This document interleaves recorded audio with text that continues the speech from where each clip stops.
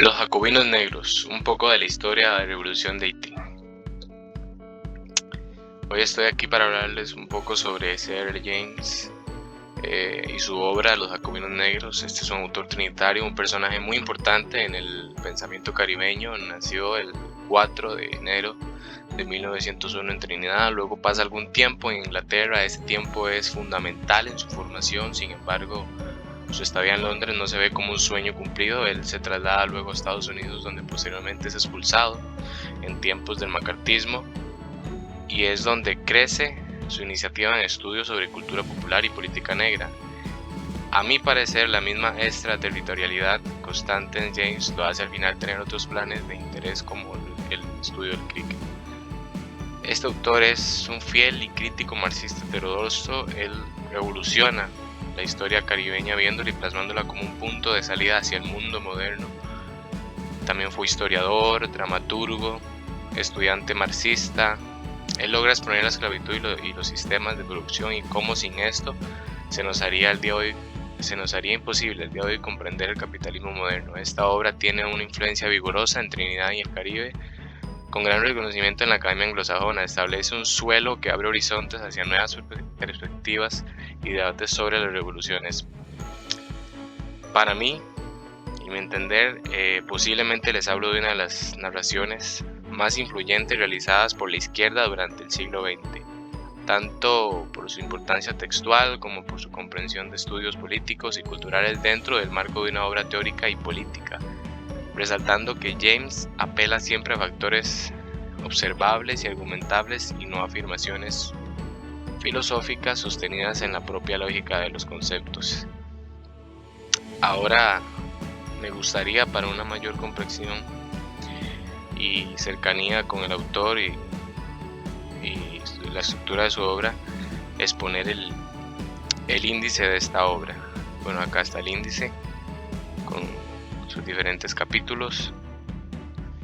C.R. James organiza la obra como una composición de explicación marxista de la historia, donde él analiza y detalla, para empezar, el régimen de la propiedad en los capítulos del 1 al 3, continuando con la insurrección de los esclavistas y en su diversidad en los posteriores capítulos del 4 al 9. Luego, el proceso de la consolidación en el poder del histórico personaje de la Revolución, Toussaint, en los capítulos 10 al 11. Por último, la caída de Toussaint y el triunfo de los siguientes sucesores, triunfo que es conducido, acá importante, por ser apresado en Francia, esto en los capítulos 12 y 13, y guerra civil y esos aspectos.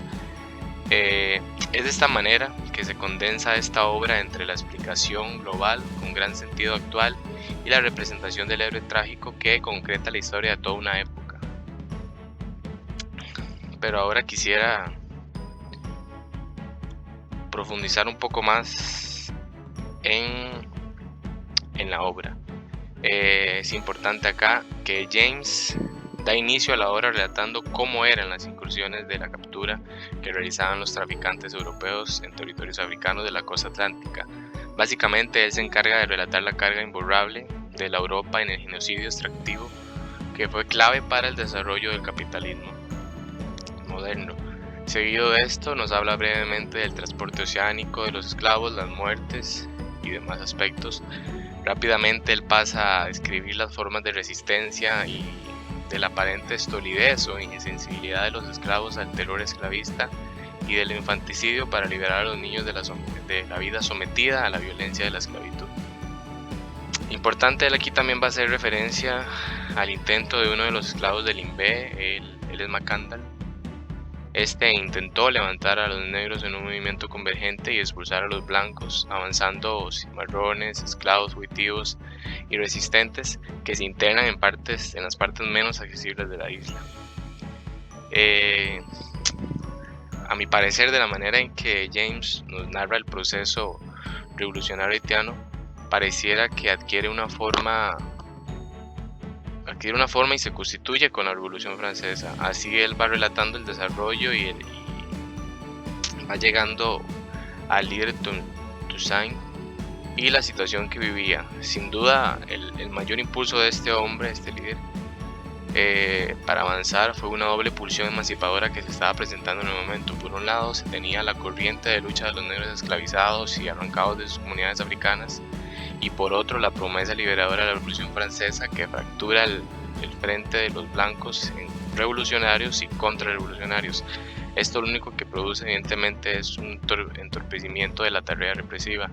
De esta manera, James nos relata cómo toma ventajismo la extensión de los principios revolucionarios en los negros y mulatos, que comienzan a reclamar la extensión del principio de igualdad en todos los seres humanos en una república.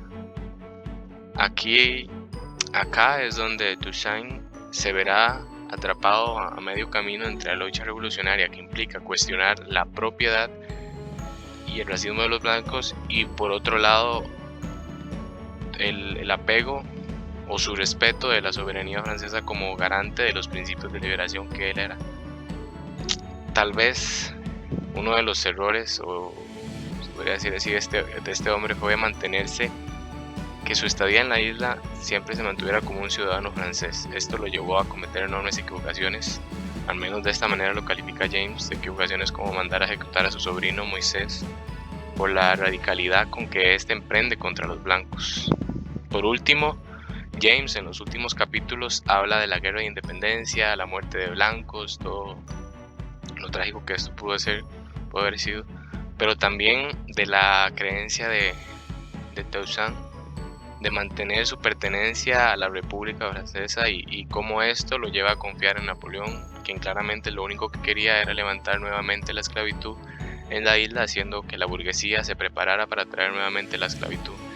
De esta forma lo hace viajar a Francia, donde es finalmente apresado hasta el día de su muerte. Un poco a mi parecer, me parece que esta obra es fundamental.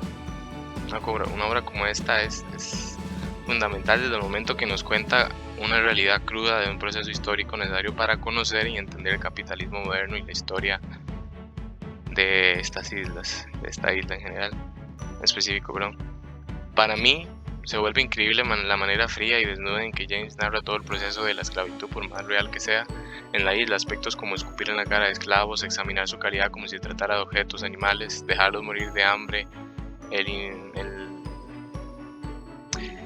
tal vez el promedio de vida que tenían esos esclavos y demás atrocidades, ¿verdad?, que ya se conocen.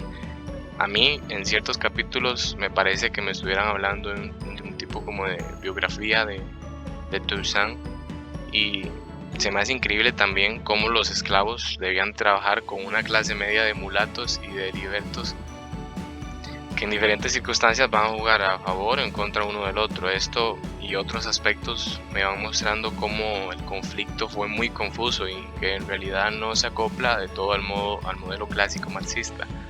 La clave de este proceso, más que en la lucha de clases, estuvo en la organización militar de los franceses. Dieron a sus ex esclavos en la condición que les permite adquirir la capacidad de organizarse, comunicarse y vencer a los mismos franceses que los organizaron en un principio. En mi opinión, si bien el libro de James esta obra de James tiene el defecto de que a veces querer forzar una interpretación marxista del conflicto, un conflicto tan complejo y contradictorio como fue la guerra de independencia y todo este proceso, sigue siendo un texto clave para comprenderla. Al final, este proceso es la mala reputación y el fracaso de las burguesías y un legado sobreestimulante para los obreros, los hombres y mujeres esclavos. Muchas gracias.